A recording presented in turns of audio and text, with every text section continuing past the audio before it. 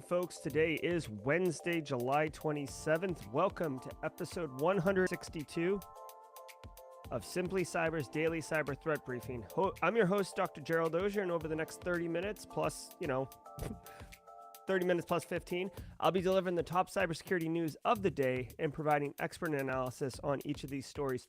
What it means to you breaking into the industry, or if you're a practitioner, you already know, staying informed, staying abreast of current trends, what's going on, getting that threat intel makes you a better practitioner, allows you to get the budget you need, put the controls in place, focus on what's important. Shout out and thanks to this stream sponsor, this guy right here, not me, Barricade Cyber Solutions, the logo in the bottom left corner. Cyber criminals have stolen your company's data and derailed your business operations.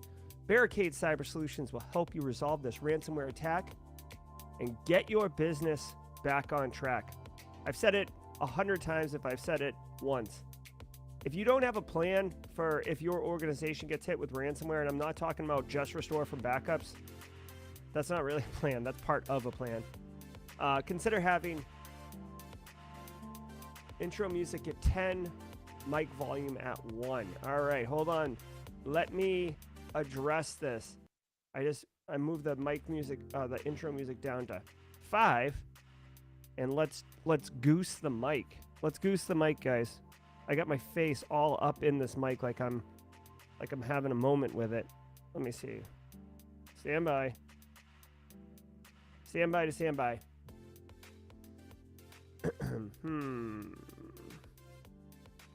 Audio apocalypse. Audio apocalypse. There we go. Yoink. Gonna juice this up just a little bit on the gain. Doink, doink, doink, doink, doink. Doink, doink, doink. And let's pop this guy. Ooh, come on, come on. All right. How's that sound, peoples? Can you still barely hear my mic? Guys, I just goosed this thing. Let me know in chat. How's the mic sound? I'm getting mod support here that says my mic is soft. And obviously, it's kind of a critical piece of the show if you need to hear me. All right, how's that? That's better? All right, guys. I just pushed the mic input to 11, if you've seen the Spinal Tap movie. Come on. Go XLR. Seriously, it's good. I hear you fine. I can hear you. It's fine. Thank you. Okay, so I appreciate that. Mods were telling me it was not fine. Okay. I want to remind you guys, I can't hear this audio. I want to remind you guys, if you hold professional certifications, which, like CISP, CISA, CISM, and you need to get CPEs. Trust me, if you don't know whether or not you need CPEs, then chances are you probably don't, because the certification bodies, they jam it up in your grill that you need to do CPEs, CEUs. Well, guess what? Good news. Right now, this daily cyber threat briefing, all this, worth half a CPE. But Jerry, half a CPE, that sounds kind of lame. Why are you even bothering? Because it stacks. If you're here regularly, which many of you are, 2.5 a week, 10 a month, what I would say is I might even set a reminder on the last day of the month every month. I'm going to just announce everybody, let's go. 10 CPEs. We did it. And we'll just do it monthly. Most people only required to do 20 a year, 40. You usually have to do 120 across a 3-year period, so 40 a year. So a lot of people will limp along and then they'll go ham at the end of the 3-year cycle. You don't need to do that. If you're here, I'm telling you, just chill. Say what's up in chat so you get credit for being here, right? It's forensics evidence. It's auditable. And then after 6 months, just dump in 60 CPEs for Simply Cyber's First Things First. Here's the thing. I'm not going anywhere. Simply Cyber's not going anywhere. This daily threat briefing's not going anywhere. So if you want to get your CPEs in literally the most enjoyable way, I've had CISP since 2009. I've had to take some suck webinars just to get CPEs, okay? Trust me, this is where it's at. If you are live, love it. I see 85 of you in here. Awesome. As I'm getting my audio apocalypse situation sorted out. There isn't enough audio hardware out there to make Simply Cyber have a day without audio issues. I love it. Thank you for being here. Thanks for being part of the show. You guys are the reason that I love getting up and doing this. If you are on Team Replay, love having you guys catch it on the replay. Make sure you hit hashtag team replay in the comments so you also get CPE credits, because come on, just because you watch it on replay doesn't make it any less valuable, right? But if you are watching it on replay, you have the benefit of being in the future, which means you don't have to listen to the pleasantries. You can just skip right to the juice, the news story. So when this promo card changes to news, that means we're off and running. And if you're listening on the audio podcast, which I publish right after this every single day, then just hit jump, 30-second increments, because I'm probably going to go about 90 seconds welcoming folks into chat. So without further ado, let's welcome everybody into chat, and thank you for being here. Let me do this. Let me get this notepad out of my grill.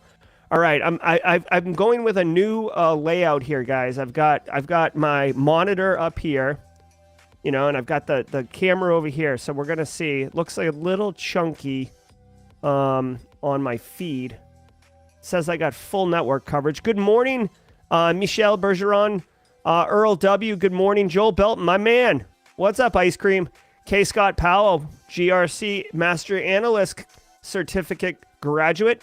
Bill Green from Cape, Missouri. Cape, Missouri? Does Missouri have capes in it? You know, I'm from Massachusetts. I think Cape Cod, right? The Cape, like ocean. It's, hey, Miss Julian. I do feel ignorant that I couldn't tell you with a gun to my head whether or not Missouri touches the ocean. I feel like it does not. But, you know, geography is not my strength. All right. Yeah, my ergonomics is hot.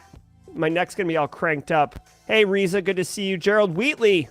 Oh, guys, remember, it is the World of Haiku Raffle Week. So be sure to stay with us if you want an opportunity to win a World of Haiku license key. Compliments of the World of Haiku people. Now, I am wondering if my video is kind of janky right now. I did go into my BIOS and activate my NVIDIA graphics card that's on this computer, which I don't understand. Why would you have a graphics card and not have it enabled by default? Like, oh, yeah, here's some hardware to help you with processing, but we're going to disable it by default. You know, it's like BMW heated seats, right? You got to activate it. Shakora, good to see you. Hey, Tom Bishop. Zoe Zefik, good to see you. Will Lopez. I don't know. I didn't see Will Reed in here, but Will Reed hopefully is in here. Love seeing Will Reed in chat. Nick Barker, my man. West Coast, left coast. Hello from Norway, Dan. Love me some Norway. Europe's good stuff. I actually read an article that Americans are moving to Europe in record numbers. Portugal's had like a 2,000% increase in people moving from the United States there. Hey, Kimberly McKnight, good to see you. Jay Smith. What's up, Reggie Davis from Hotlanta? My man. Joseph Allen in chat. Aj Tenjastul. Hopefully I didn't wreck that too bad. Exactly. You don't have to activate it for a price. All right. I'm glad the video's looking good. You know the routine, guys. I'm going to just take one good slug of this French roast coffee. And I'll just tell you really quickly, and then we'll get in the news. We went to Costco the other day, and they had a box of K-Cups of the Starbucks French roast. Now, normally, Mrs. Dr. Ozier, she drinks the K-Cups. I do the French press because I'm insane and I love the French press. But now I've been doing a K-Cup, a K-Cup of the French roast, which is fine. It's not the French press. I do a K-Cup of the French roast while I prepare my French press. So now I'm all in. It's dangerous. It's dangerous. Oh, God, that's good. It's hot. It's good. Barbara Webb, what do you say we do this? Let's get into the news. Fraud Dog in the upper Pacific Northwest. Good area, man. Good area. Got friends from Seattle. All right, y'all. Let me turn the music down. All right. Hey, fingers crossed, everybody. Fingers crossed. We're about to see if the podcast works. Here we go. Here we go. Da, da, da, da, da, da. There we go. It's off. Let me know.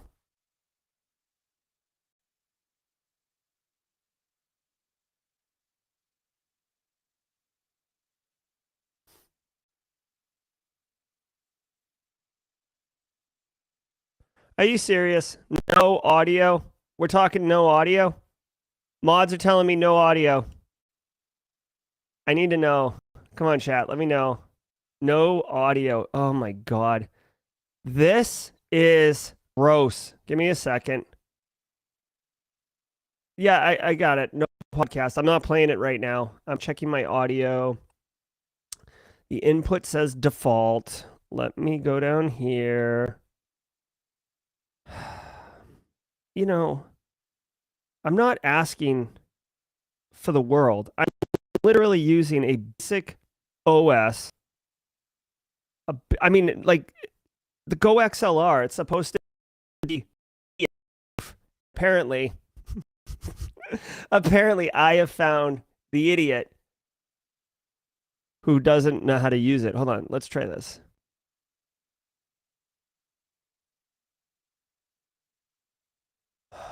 Here we go. All right. Now my mic is choppy too. Oh my God, guys. All right, hold on. It says music. Let me check this thing. Stay with me for a second, y'all.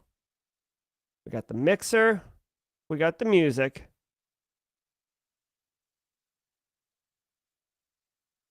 I'm gonna seriously throw my whole computer out. Seriously. All right. We're gonna cheat here. We're gonna cheat. Ready? Does that work? Can you hear me and the podcast? $6 million from blockchain. Can you hear me and the podcast? Music platform. Over the weekend, a threat actor. Can you guys hear the here? I've got so many windows open right now. I can't see anything. Hopefully yeah, okay. All right. So you're probably going to hear, like, if I get Discord notifications and stuff, you're going to hear it. I've basically just like, I've like opened all the channels. I basically just did the equivalent of setting permissions on a file directory to everyone. Whatever. You know what? It's a temporary solution. Let's do this. Over 18 million audio tokens worth approximately $6 million from the decentralized music platform Audius. Audio tokens are based on Ethereum blockchain and can be earned by artists and listeners by sharing and listening to music. Audius responded within minutes of the hack by freezing services until developers could deploy fixes. The hacker exploited a bug in the contract initialization that enabled them to transfer the stolen tokens to their wallet. The attacker then traded their tokens on Uniswap for just over $1 million and then passed the funds through the Tornado Cash mixing service to hide their trail. All right. Coding error.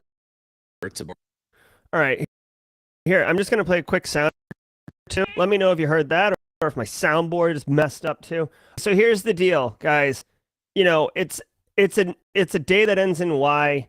I don't know if audio blockchain, like, again, I feel like blockchain was a solution looking for a problem, but let's just say that there is this Audius platform. Choppy, huh? My audio is choppy. My mic is choppy. I think this should have nothing to do with my video card. Let me close this big chunky app.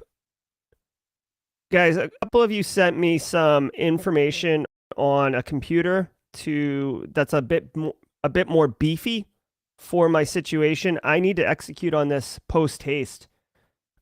Like, it's the only thing I can think of now is to replace my computer. I've replaced everything north of the computer. Everything above the network layer on my OSI stack here. I'm mixing things, but like everything is brand new except my computer. You are watching. Okay. Oh, all right. Well, thank you. Thank you.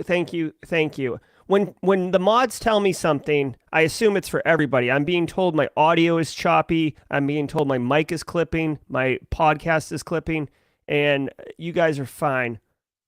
When did I last reboot the box, Alex?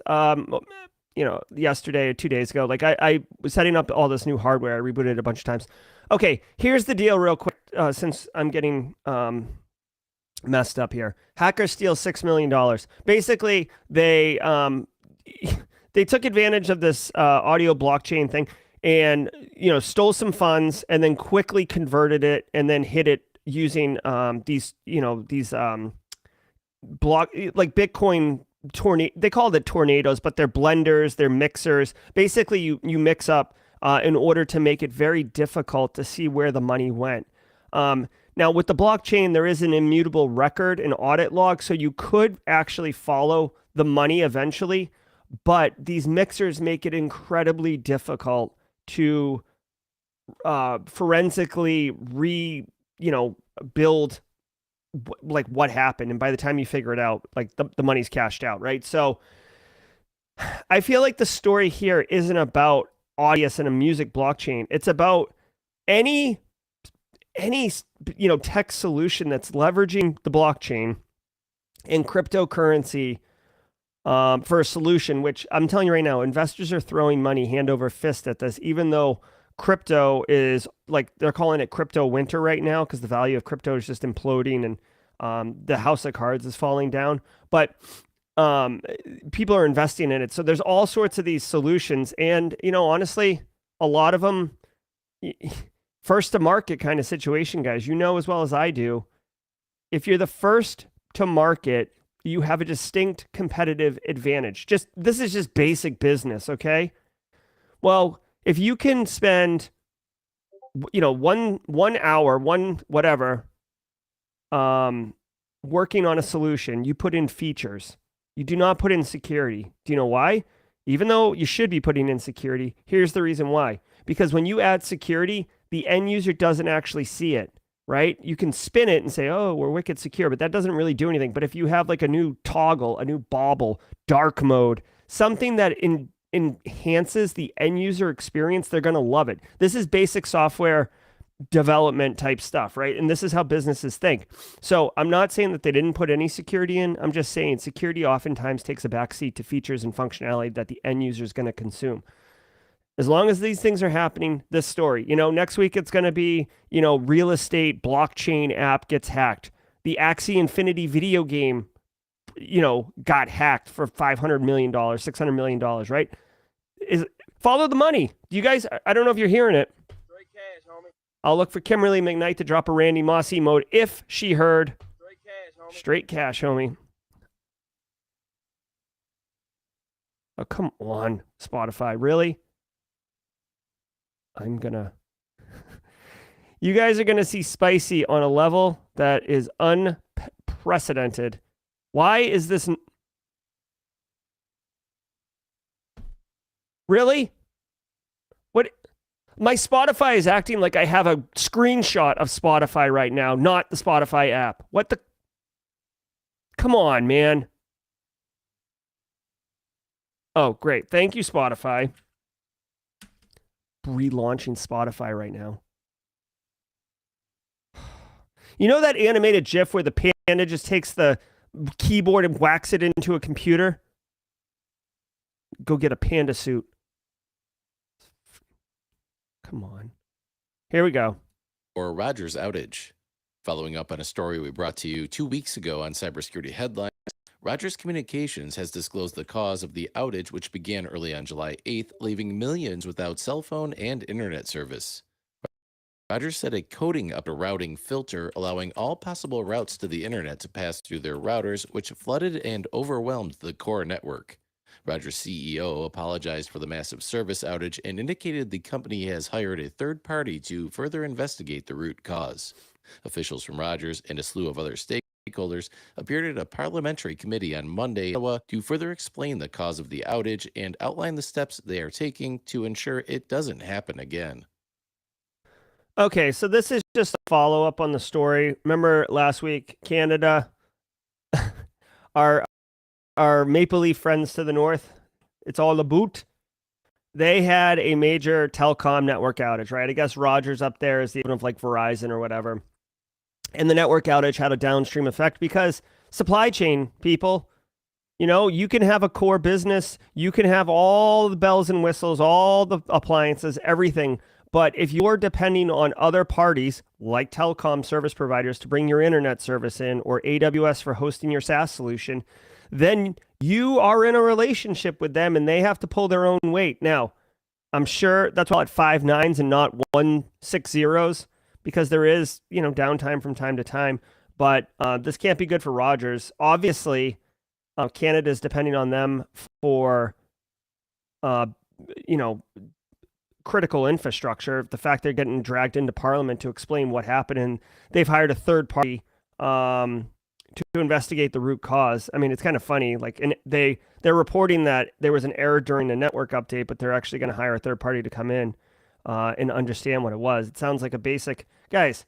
This is Carl all day long. Like, I've said this before. If you've worked in IT, if you've worked in IT, you've done something like this. Maybe you didn't knock out internet for the country of Canada, but here's the deal. I used to work at an academic medical center, and literally in every job interview, we would ask the question, what's your most embarrassing professional moment? Because anyone that has worked in IT for more than, I would say, 12 months, right? Maybe 6 months, 12 months, you definitely have some type of oops moment, right?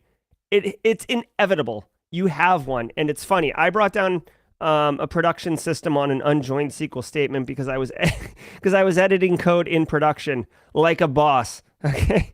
Don't edit code in production. But everybody's got one of those stories. This could be whoever this is, right? And once the dust settles and, everybody's made whole, this is a great story. U.S. doubles reward for tips on North Korean-backed hackers. The department has increased rewards when providing information on North Korean-sponsored threat group members to $10 million. The department is seeking info on malicious groups such as APT-38, Blue Noroff, Guardians of Peace, and Lazarus Group, who target U.S. critical infrastructure in violation of the Computer Fraud and Abuse Act. The new bounty doubles down on the $5 million reward announced by the State Department back in March for info on North Korean threat actors targeting crypto exchanges and financial institutions. All right. So a couple things here. One, if you don't know this, North Korea, they've got their challenges, but they do have they are an advanced persistent, right? They are a legit APT. As far as I know, they have 3 major, I guess, teams, if you want to call them teams. One is for, and they're all like, advanced cybersecurity hackers, basically, right? Offensive security practitioners. They identify the talent early. They, focus that talent and make them, just get better at that type of work. And then, they bring them in the military and put them on the team. The 3 teams that I'm aware of, one is for spying on North Korean citizens internally. One is for spying on, like, espionage of North Korea's adversaries. So basically spying externally and spying internally. And then the other one is for financial gain. North Korea doesn't really have a GDP, so they steal money. Bangladeshi bank heist, I always reference, right? Darknet Diaries did a great one on that. I've seen a couple videos on YouTube about it. Very, very sophisticated hack. They attacked the SWIFT network, which if you work in financial services, you know what that is. Tried to get $1 billion in the Axie Infinity Ronin Bridge attack for just a month ago. That was North Korea. So the United States has obviously taken note that maybe North Korea is getting a bit emboldened. Maybe they're overstepping their boundaries. Whatever it is, I always find it interesting. What is it that decides when the U.S. government is going to put their focus, right? Put their eye of Sauron on something, right? Like, for example, ransomware has been rampant for years. And I'm curious, take Colonial Pipeline out of it, because that was something strange altogether, the way the U.S. government reacted. But if the U.S. wanted to, they could just focus on ransomware and really root it out quickly, right? So what is it that North Korea did recently? They must have done something that kind of overstepped a boundary and is now getting more focused attention from the United States. So focused that the Department of State has increased the up to $5 million, which isn't just a single bounty. There's a collection of bounties leading to probably information and ultimately the capture of certain individuals, right? Certain threat actors that they have identified. I'm sure if you go to the Department of Justice, there's probably an indictment. Here, let's just do it really quick. You can do this from time to time if you're psycho about these things like I am. There's probably an indictment. Yeah, here we go. February 17th, 2021, North Korean indictment. This is an official indictment right here. You could see these are all the crimes that they're being. You can't really see it on the screenshot, but basically this happens all the time. And they've indicted three North Korean military hackers, so they know who they are. The challenge is that the United States doesn't have extradition with North Korea. North Korea is certainly not going to offer up the people who are executing on military goals, right? So they did something to increase the bounties. If you're looking to make some money, that's one way to do it. New malware apps installed 10 million times from Google Play. The Dr. Web antivirus team has discovered a new batch of malicious Android apps that have been downloaded from Google Play Store to mobile devices nearly 10 million times. The dubious apps masquerade as tools such as image editors, virtual keyboards, system optimizers, and wallpaper changers. However, the underlying functionality is to push intrusive ads, subscribe users to premium services, and steal victims' social media accounts. Google has removed most of the malicious apps. However, 3 apps are still available on the Play Store. One notable example is Neon-themed Keyboard, which has over 1 million downloads despite the 1.8 star score and many negative reviews. Oh boy. Okay.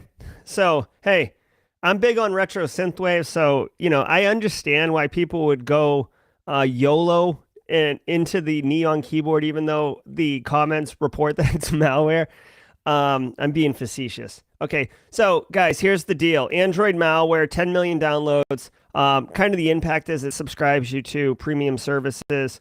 Couple things here. One, be mindful of where you're installing, what you're installing from the Google Play Store. This isn't some weird third-party jailbroken app store. This is Google Play. Okay, so like there is some level of trust.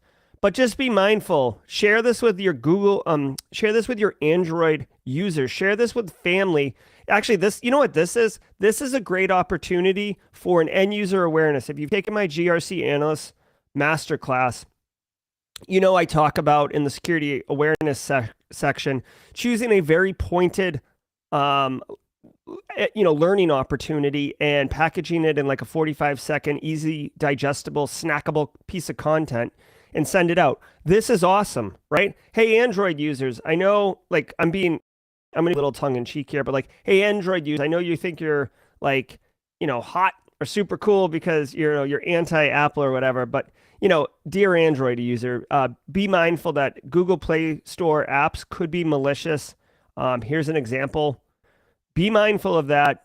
Check the ratings. I do appreciate Google making an effort, but their level of criteria to get an app in the App Store is not as stringent as Apple, right? So things like this can happen. I would say keep an eye on your credit card. Like that's another lesson for end users, right? Keep an eye on your credit card. See if you have weird charges because you can get subscribed to premium services. Like $15, $20. I've seen one for $35, right? Doesn't seem like a lot of money, right? 35 can be a lot to some people. It could not be a lot to others. But I mean, it could hide in your credit card statement and be there for a while. And, if a threat actor gets 100 people compromised, right? 10 million download it and 100 fall for it. It's $3,500 a month, right? I mean, that's lifestyle living. So just be mindful. And now, I'd like to thank this week's episode sponsor, Sync. All right. Developers want to code fast, and security wants to ship securely. And that's why they both choose Sync. Backed by industry-leading security intelligence, Sync provides real-time scanning with automated fixes and remediation advice right from the tools and workflows developers use. Code, dependencies, containers, cloud infrastructure, all of it. And while developers are building securely, Sync gives security teams a bird's eye view of all their projects so they can prioritize and focus their efforts in the right places.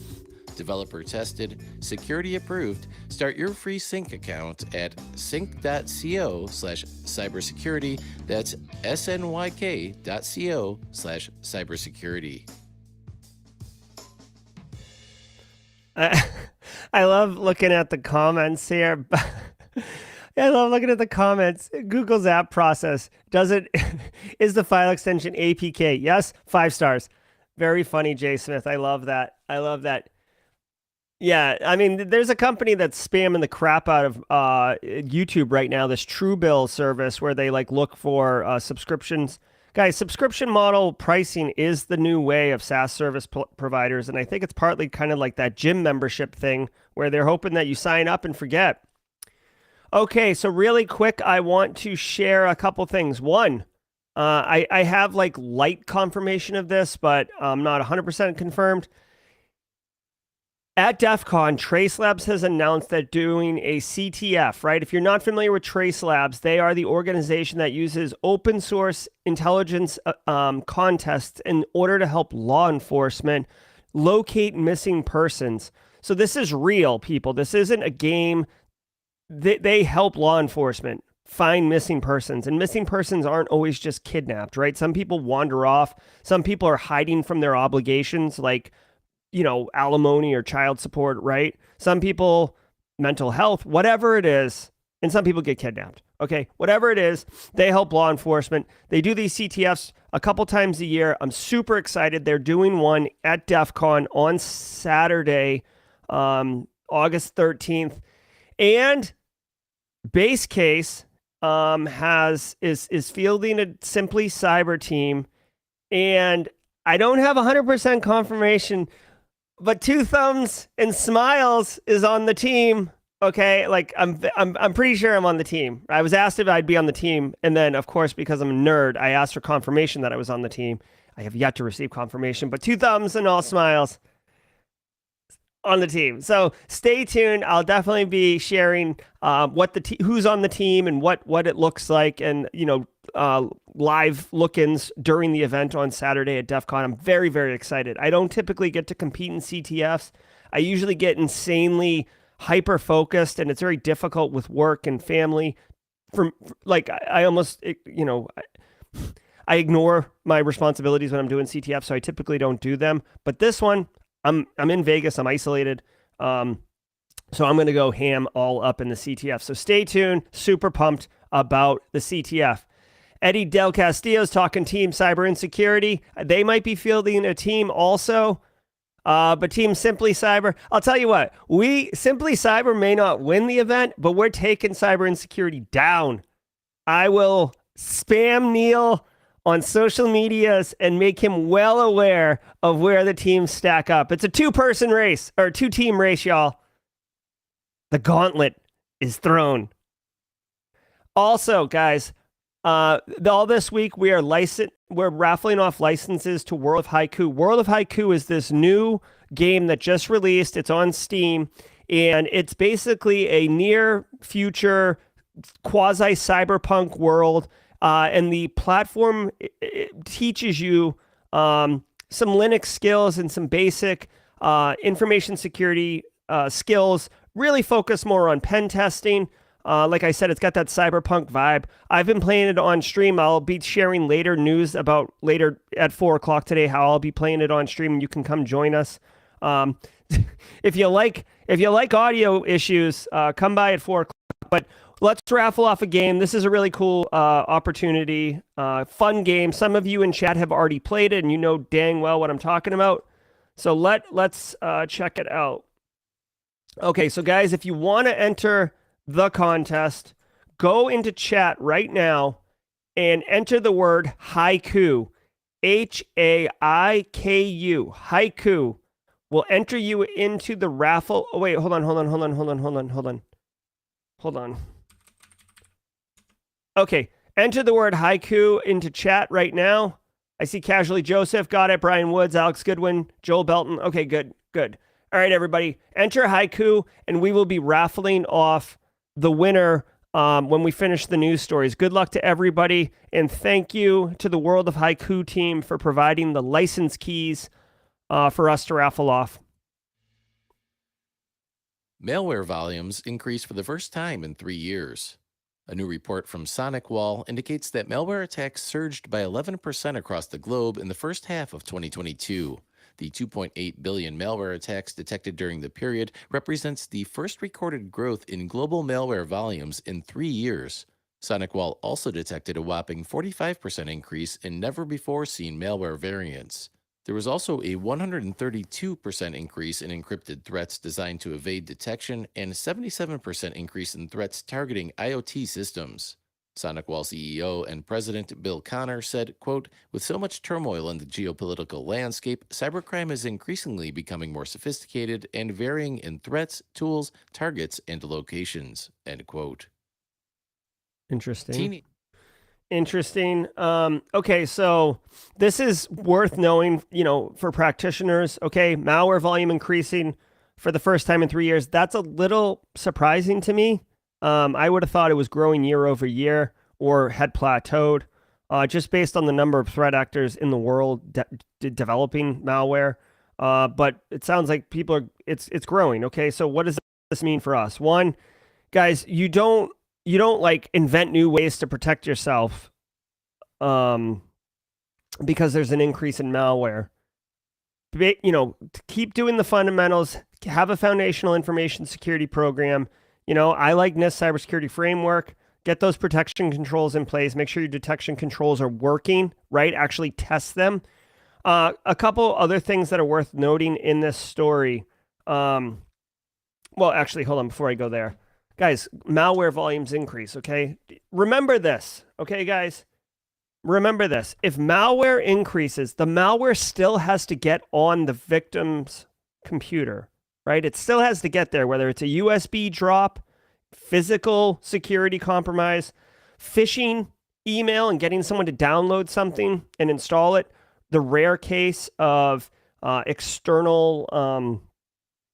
like an external vulnerability that someone actively exploits, like Bluekeep, and then gets on a box and then pushes malware, right? Whatever it is, malware, like Google Play Store, and the person downloads it, whatever it is, global malware volume increases. That's fine, but it doesn't, to me, it doesn't have a material impact on the way we do our job, because I don't care if it's tenfold amount of malware up there. It just means that the corpus of potential malware has grown. The paradigms of malware, the styles, info stealers, ransomware, botnet kind of capability, those are already defined. People are just making more of them. As far as I know, there isn't a new paradigm of malware, right? So the malware still has to get on the box. I don't care if there's more of it, right? So don't, I guess my point is, when you're looking at this, don't be like, oh God, or we need more money or whatever. Just do sound information security practices, test your controls, and you will be good, okay? Again, you can't stop all the things, but you can limit the impact, right? And that's ultimately why it's called cyber resiliency and not cyber security. I swear I'm going to get that. One other quick note in the story. No surprise, it does say that financial services industry was the hardest hit so far based on just metrics of victims and stuff like that. And ransomware obviously has a massive increase. Here's the TLDR on that, though.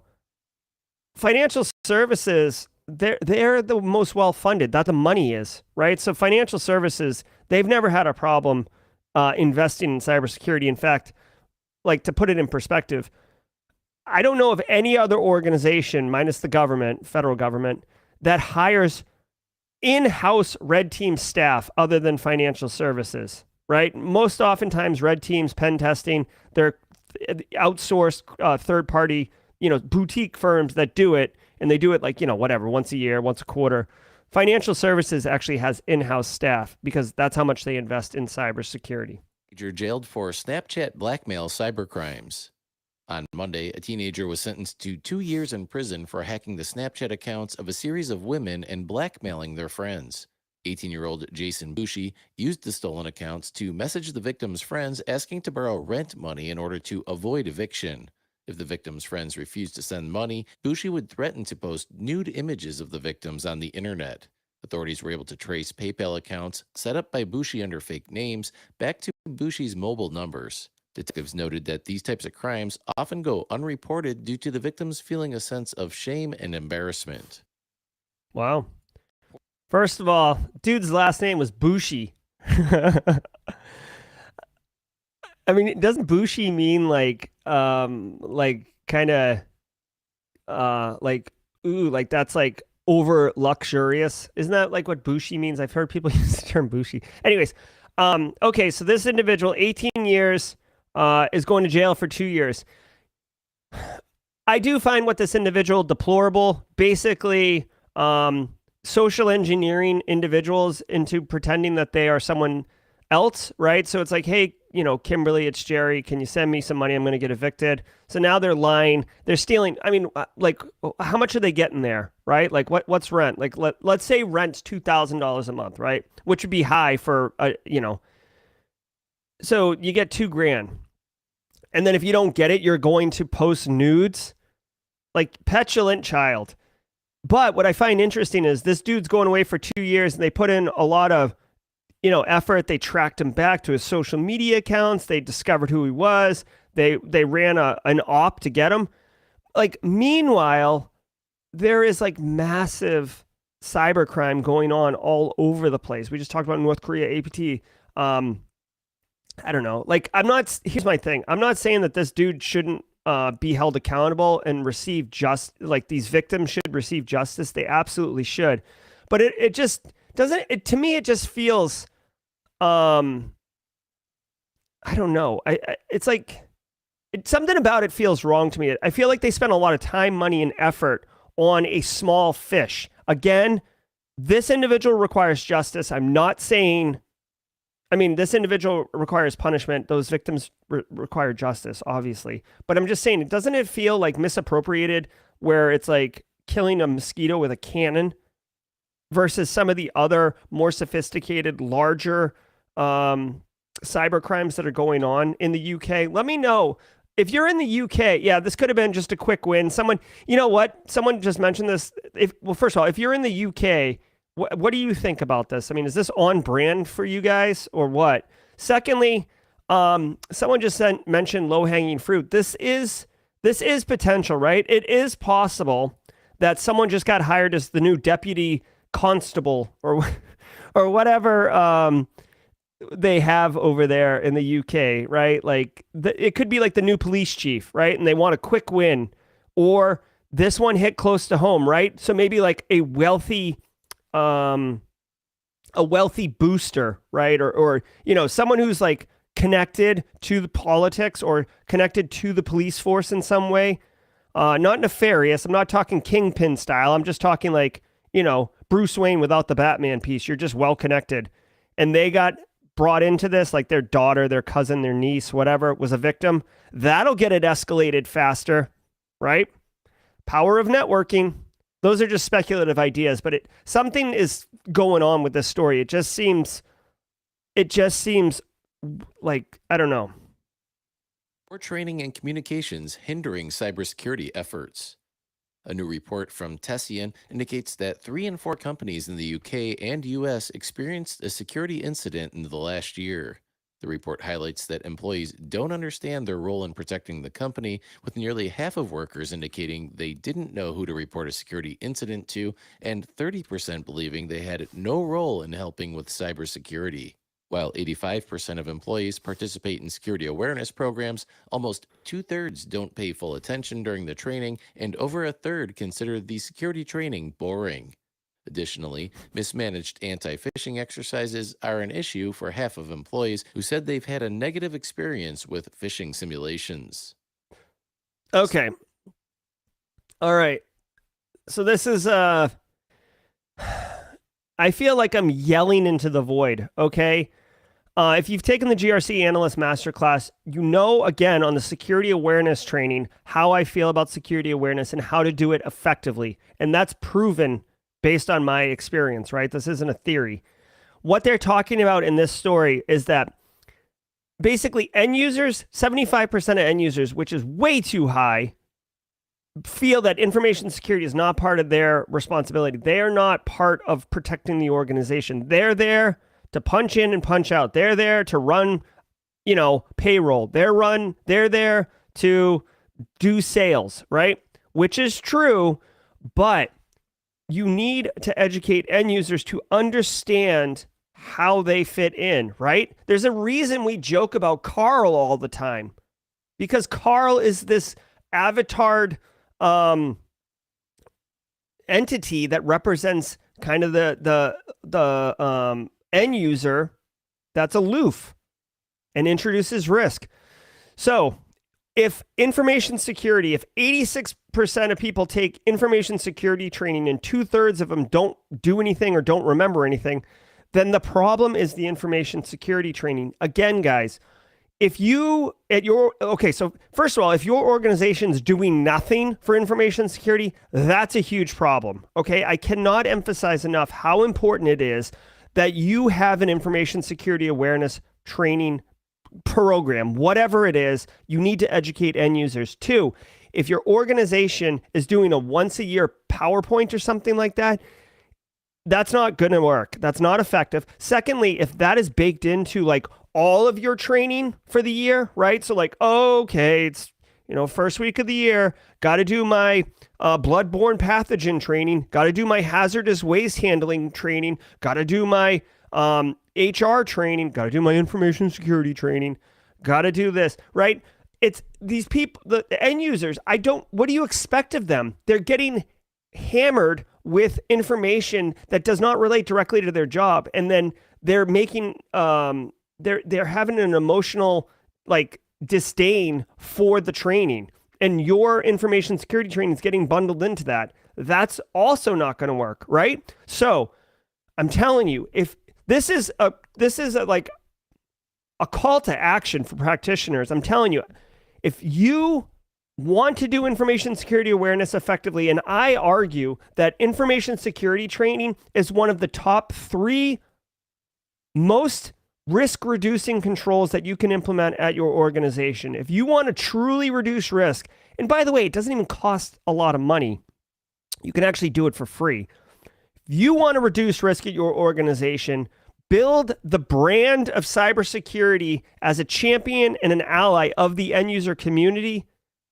Put together an information security awareness training program that does it in snackable bites frequently. You should be doing minimum once a month, right? Really once a week if you can handle it.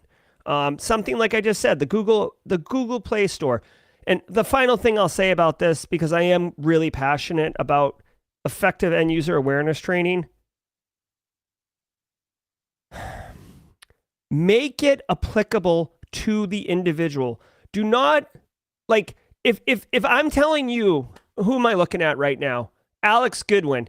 If I'm telling you, Alex, that you need to do MFA to protect the business's assets, yeah, you're probably going to do it. But there's you're in the business of Alex Goodwin. You're working for the company, and that's fine. But you may be working for a different company in the future. But you're always going to care about Alex Goodwin. You're always going to care about Alex Goodwin's family and friends and the people that Alex Goodwin cares about. So you know what? If you want something to have some stickiness, make the education help Alex Goodwin or help the individual. Here's why you put MFA on: to protect your own financials, your own email. Here's why you don't download Google Play malware, because you personally are going to get hit for $35 a month from premium services.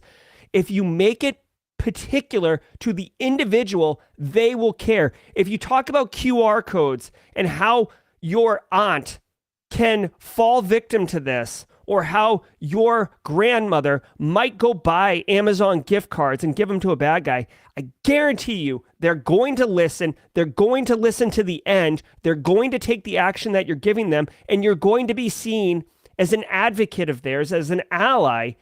And, oh, by the way, here's the ringer. When you then tell them, hey, you know that MFA you put on your email and your financials? Remember that QR code that we helped protect Graham McCarthy with? We're doing that here at the business. You already know why you're doing it. You're already familiar with the tech. You're familiar with the workflow. You get why we do it.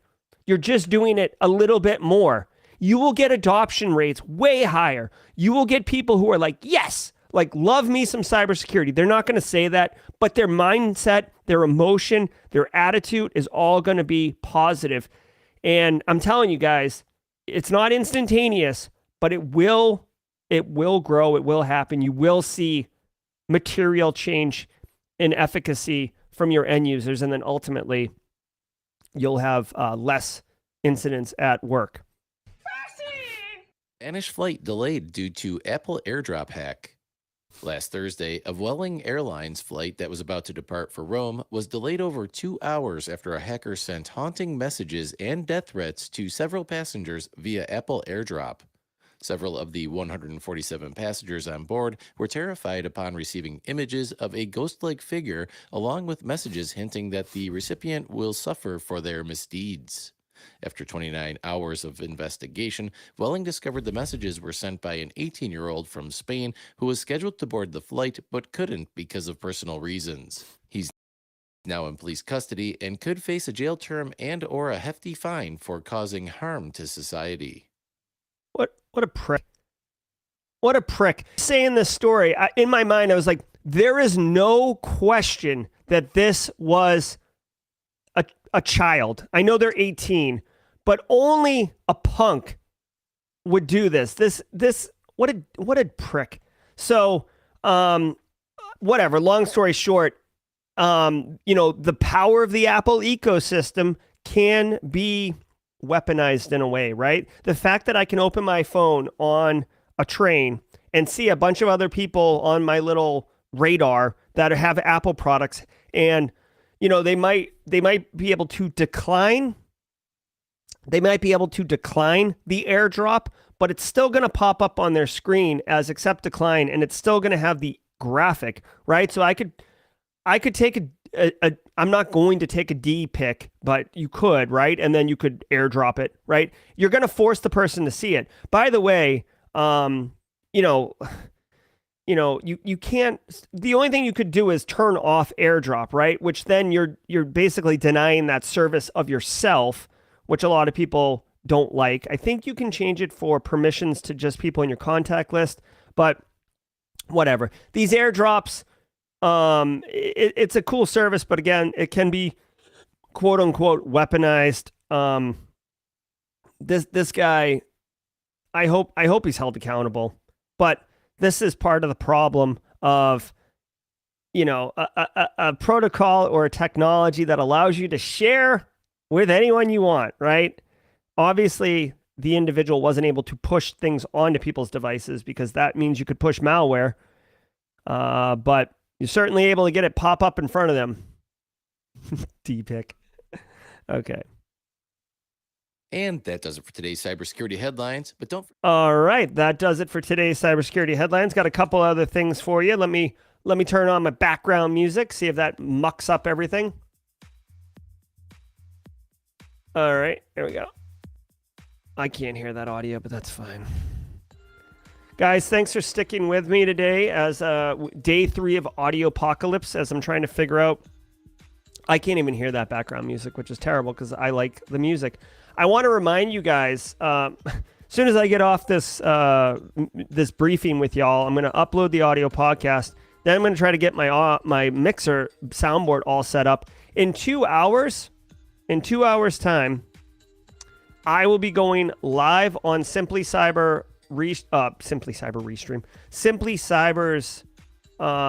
channel, and I will be doing Red versus Blue, using the ThreatGen Red versus Blue cybersecurity simulation platform. I'll be operating as the blue team, and I will be implementing the NIST cybersecurity framework.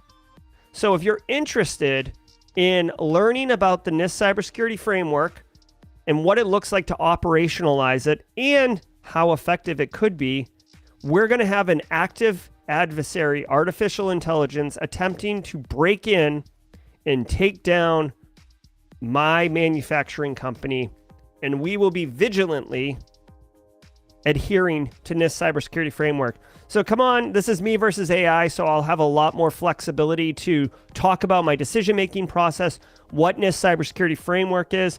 I'm looking to add a lecture to the GRC Analyst Master Class on what NIST CSF is, kind of at a high level, kind of an introductory and why you'd want to use it. I'm a huge advocate of it, guys. It is a very effective framework. So if you're interested in learning, come by. You can go to hold on. I can't. Hold on. You go to simplycyber.io/streams. Let me pop up. You see this URL up here? Go there. You'll see it. But I'd really recommend you go to the ThreatGen channel. So if you go to youtube.com/ThreatGen, which you can see right here, see the THRETGEN? That's the YouTube channel. And we'll be streaming from there. Also want to let you know that at 4 o'clock today, David Olaga with the squad support. Thank you, David, for joining the Simply Cyber squad. Genuinely appreciate the support. Guys, at 4 o'clock today, we will be playing World of Haiku. I'm super excited about that. I hope you are as well. Again, gonna try to get the video. I have set up the graphics card to process World of Haiku. So come by at 4 o'clock today, 11:30 for the ThreatGen Red versus Blue NIST Cybersecurity Framework. Let's do the raffle real quick. Thanks everybody for being here. Haiku was the keyword to enter. We are gonna draw. Good luck to everybody. And the winner is Navina Vetkovic. Navina has been with the Simply Cyber YouTube community for a little while. Congratulations, Navina. Navina, please get with me on Discord, and I will get you your license key so you can dig into the world of Haiku and have a good time. It's a really fun game. I'm enjoying it. So is Navina still in chat here? We'll have to make sure she gets that. All right. All right, I'll give it a minute because I want to make sure that she hears that she won. Guys, I genuinely appreciate all you do. Thank you for bearing with me with the audio issues. Again, I'm looking to get a new machine.